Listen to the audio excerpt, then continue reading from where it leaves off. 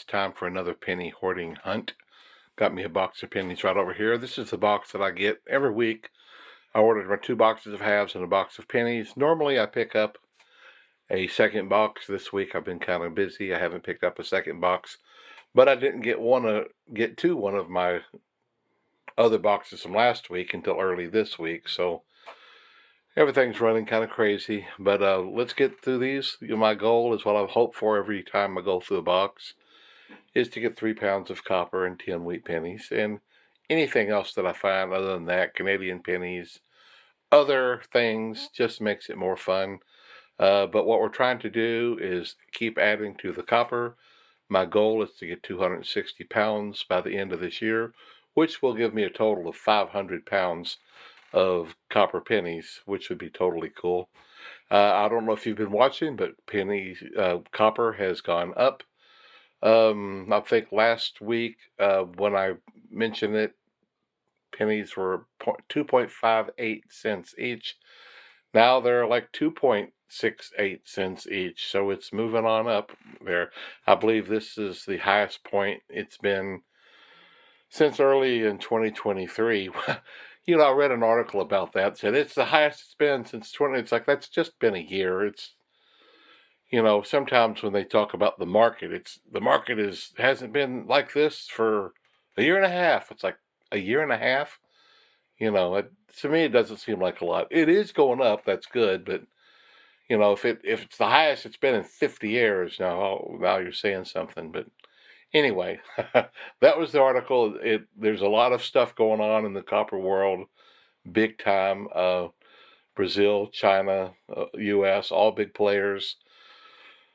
Mines are getting down to the cheaper grades of ore, and there's just lots of copper demand. And so it's expected that it will go up considerably. The inflation in the U.S. economy affects it to some degree because they're pumping money into our system, which they shouldn't be doing. It makes inflation. That does keep prices down a little bit. At least that's what I read, if I understood it right. It doesn't seem to make sense to me saying that. But anyway, bottom line is it's going up. It's higher now than it was last week. I'll get started and we'll see what we find today. First row, 11 copper pennies. I'm in the 6th row, and I found my first Canadian copper penny. I did already find a 2009 and a 1999 copper. 1999 Canadian penny. No wheat penny yet, but we're still looking.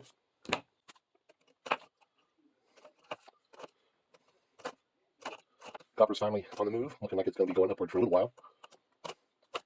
We'll just see where it gets to on this jump. This is the very next row, and my first wheat penny. 1944D. Wheatie number 1. I have a pretty odd story here to tell you. Back in my early 20s, 82, I was going to a few John Birch Society meetings, just hearing some speakers on different political topics and whatnot.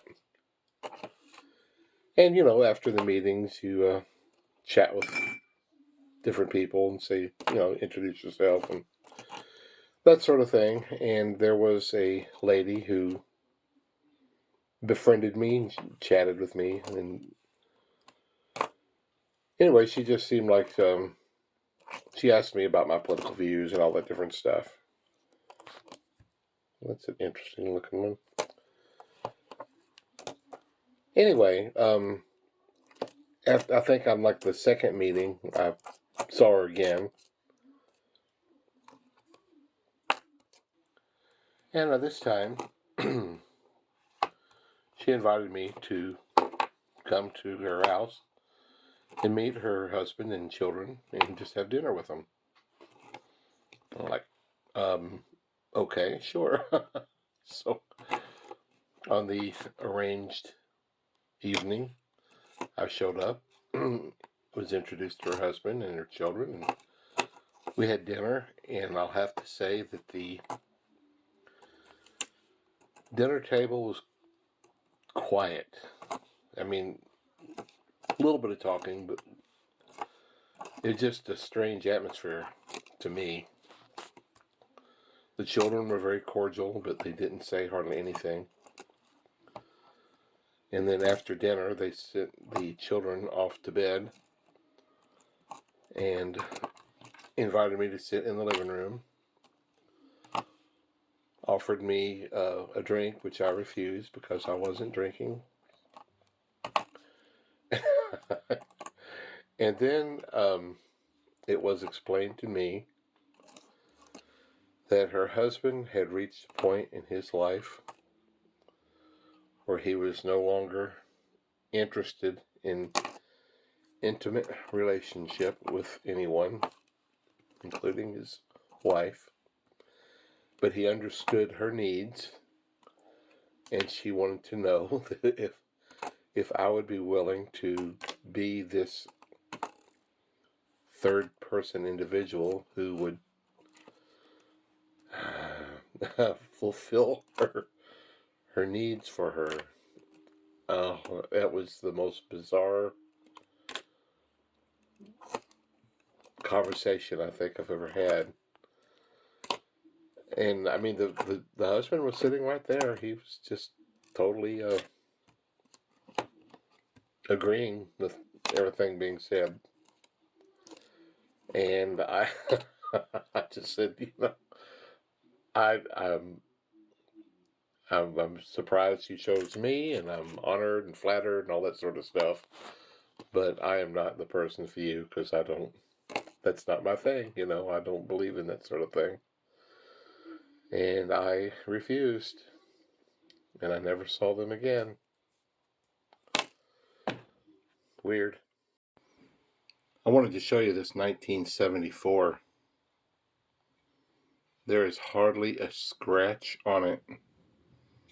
It's 50 years old. It's amazing. It's like, where has that fella been for all these years? Golly.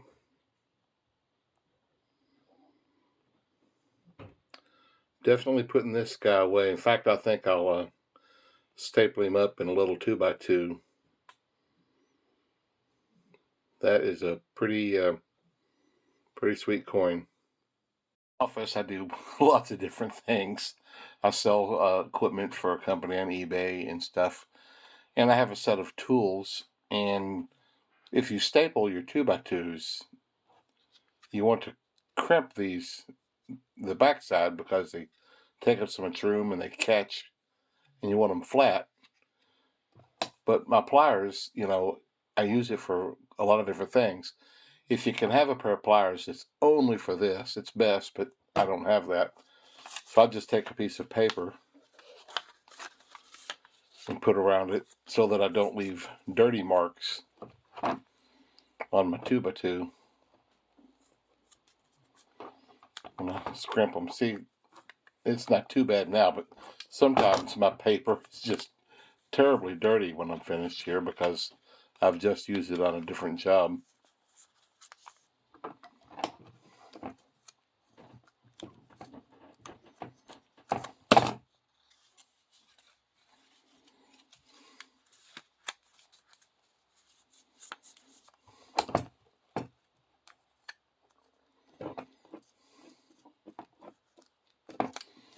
Flatten those fellas.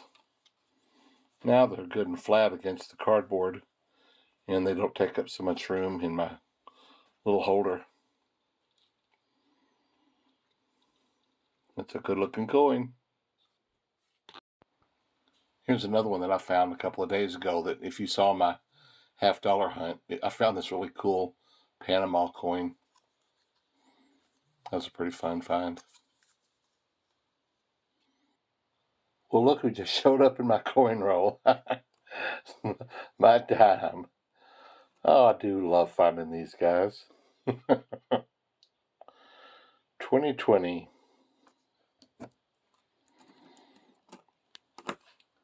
After telling that story a minute ago, I was thinking about some of the speeches that I went and heard back during those days.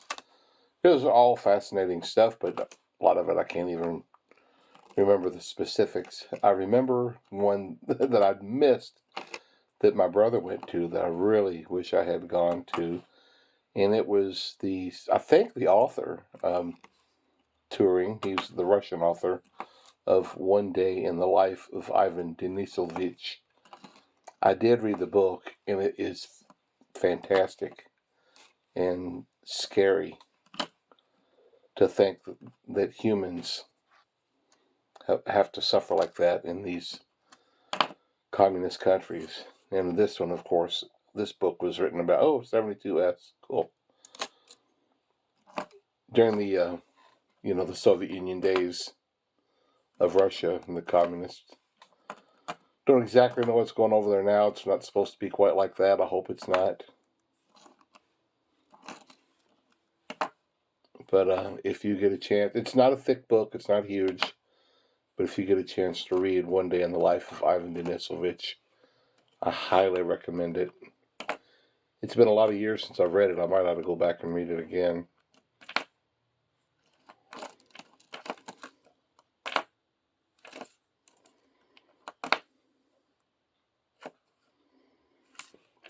I think my copper's pretty good. I'm not finding a ton of other stuff. I found a 2009 that was so beat up you couldn't hardly tell that it was a memorial coin. So I didn't keep it. I just threw it in with my other clad stuff. This is now the 20th roll, and I have just now found wheat penny number 2. At this rate, I'll certainly not get my 10, but you never know what's going to be in the next rolls. 1955D. This article that I've been reading, talking about the copper prices, the copper industry, seems one of the big concerns is that the mines, the ore is not as rich a ore. It's a lower grade ore. And they send the ore, the mining companies send the ore to the smelters who refine it to extract the metal out of the ore. And their pricing has gone up and up, which is getting so high for some of them with the lower grade ore, they can't even afford to continue mining, so they shut down parts of the year and don't mine as much. It's way down. So all of this obviously affects zinc, the price of the copper. Oh, I see another wheat penny right there. Cool beans. That's good. It's another 83. Another zinc. See, that one looked kind of coppery to me. What do we got? 1948, Philadelphia. Cool beans. That is Wheatie number 3 there.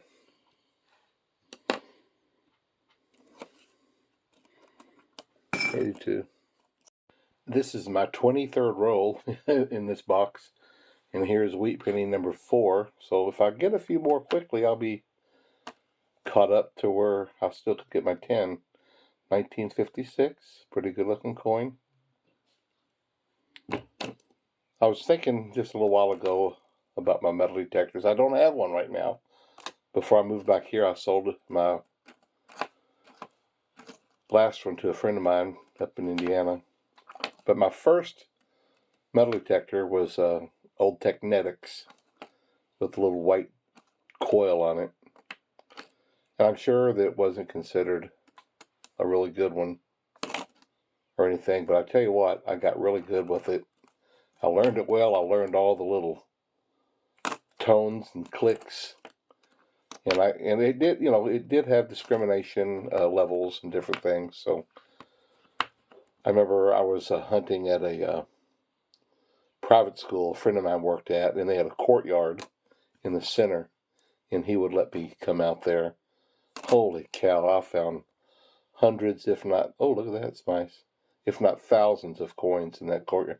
I would dig up a plug, and there'd be a stack of coins where they had just slid out of somebody's pocket, and somebody stomped on it a couple of times, and then there they were underground. But I got to where I found so many pennies, I finally set the discrimination to ignore the pennies. And I just went, I found a lot of silver coins there. Not a ton, but nice amount. I think the school had been there since the early 50s. Anyway, the old Technetics, that was a fun old metal detector.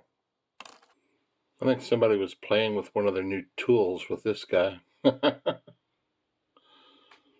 It's like the person that wants to be a barber cutting the cat's hair. The end of roll 24. This is almost the end of the first half. Oh, there's a 1970S. And we get a Canadian copper, 1983. A little beat up. This is the 12-sided.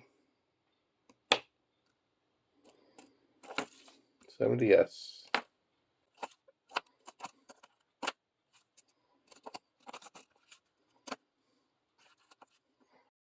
This is the second roll of the second half, and I find a wheat penny. This is wheat number 5. 1940, Philadelphia.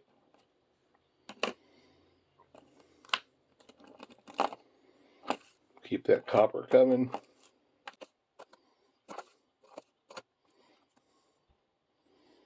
Okay, we'll weigh it. I don't think it's anything. Zinc. This is the 9th roll into the second half, and this is the 6th wheat penny I've come across. 54D.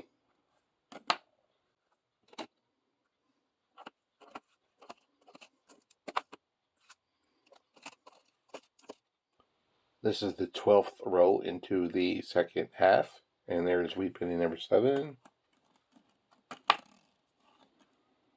57D. That's 4 from the 50s and 3 from the 40s. I went out to the grocery this morning. I try to find reasons to go to grab something almost every day so that I can check the Coinstar, because I like to put together a Coinstar video every now and then. And today I went past it, and there was an just a beat up penny with a hole in the middle of it.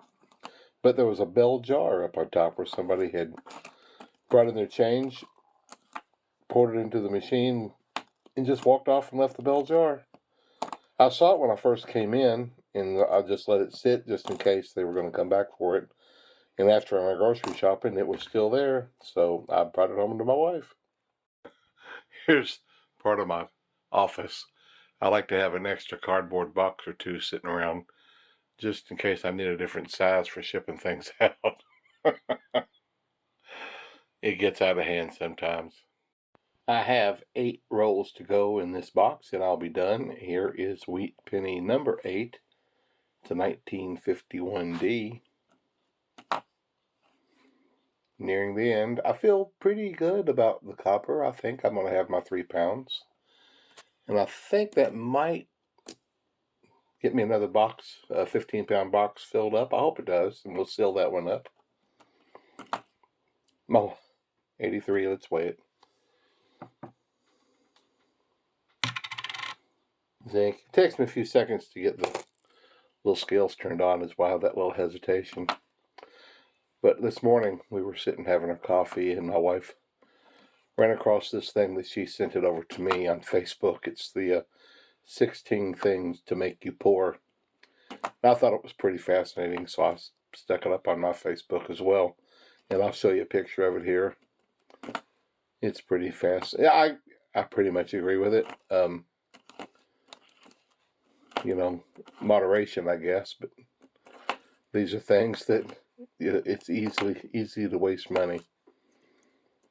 But I think the person that wrote it may have just recently learned to speak English. Oh, there's another 83. The very next roll, and here's wheat penny number 9, 1952D. 9 wheat pennies. We got 7 rolls to go. I might get that 10 after all. Pretty good box. And I got my dime. Where's the gnarly thing? I got my dime. That's always fun. You know, if I take this dime and I carry it over to my crypto wallet and I invest it in Shiba Inu, for that dime I can buy 3,537 Shibs. And if they soar up to a penny, I'm going to make a nice little pocket change there, I tell you.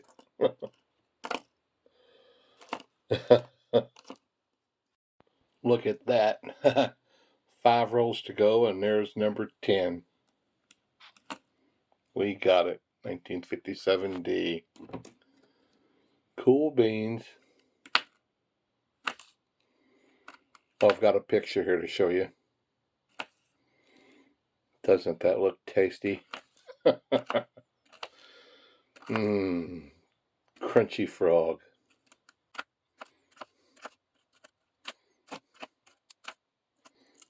$83. I wish my little scale would stay on. Zinc.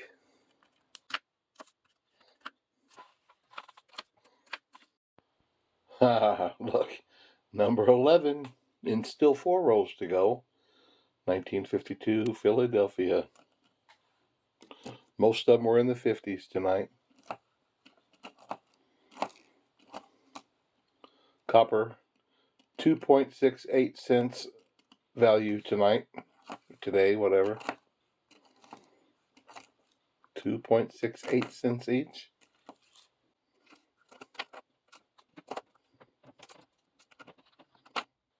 I am near the end of the last row, and here is my 3rd Canadian copper penny. 1980. That's the oldest one I got tonight. Not very old tonight, but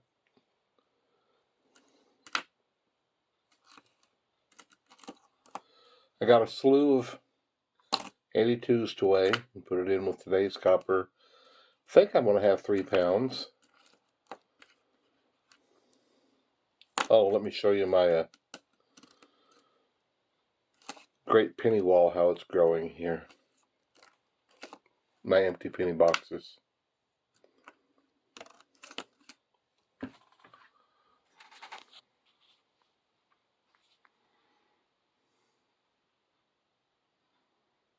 That's a bunch of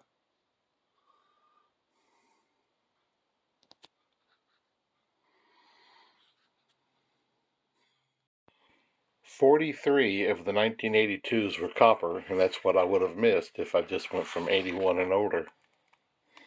Here we go. Oh, I think. Okay.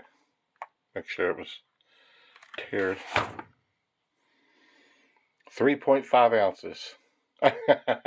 3 pounds, 5 ounces. Pretty good. And we got 11 wheat pennies. Another good box, folks. Okay, hold on a second. I'm going to add these to my box and see if we can seal up another 15-pound box. It's not enough. We'll have to wait till the next box. We're a little bit off still. Well, thanks for watching. I hope you enjoyed it. I know I did. I enjoy talking with you when you make your comments, and I appreciate hearing from you. And we'll see you in the next round.